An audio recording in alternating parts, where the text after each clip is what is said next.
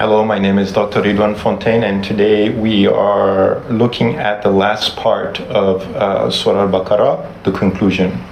So we have spent almost a year and a half in Surah Al-Baqarah. It's one of the most complex surahs in the Quran, and one of the objectives at the beginning of this session was simply, is it easy for students who don't have much background in Quran and Sunnah to understand and reflect on Surah Al-Baqarah?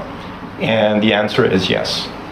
Throughout the semesters, I've had different groups of students who have reflecting on this surah, and they have written assignments, and it's basically obvious that, alhamdulillah, everybody can reflect on the Quran, especially on this very complex surah.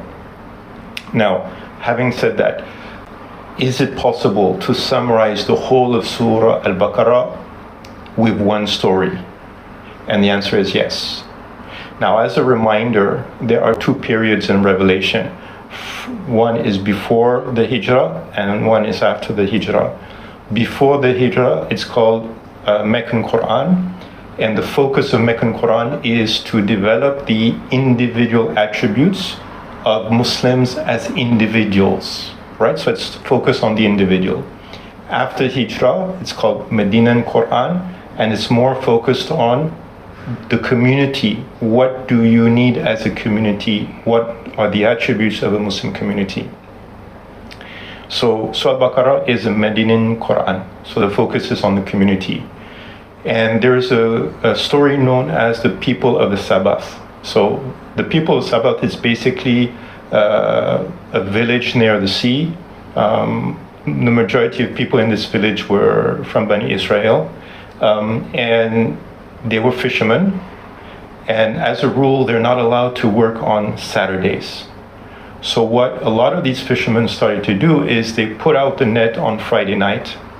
They don't do anything on Saturday, and Sunday morning they bring in the nets with all the fish.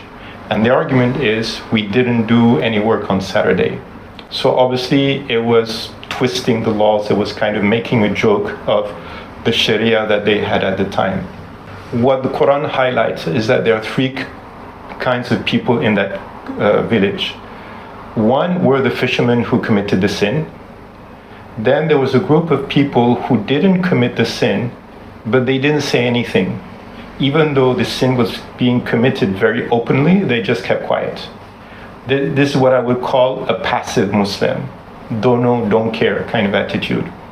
And then there's a third category of people who are the people who do not commit the sin, but they were speaking against this. They were saying, look, this is obviously against the law, it's unethical, we shouldn't be doing this, etc., etc., etc. What we know about these people is two of the categories were destroyed. So the people who committed the sin were destroyed, and the people who did not commit the sin but kept quiet, they didn't do Amar bil Maruf wa Nahi al Munkar. And then, so these two categories were destroyed. The third category was the ones that were saved because they were trying to prevent the evil.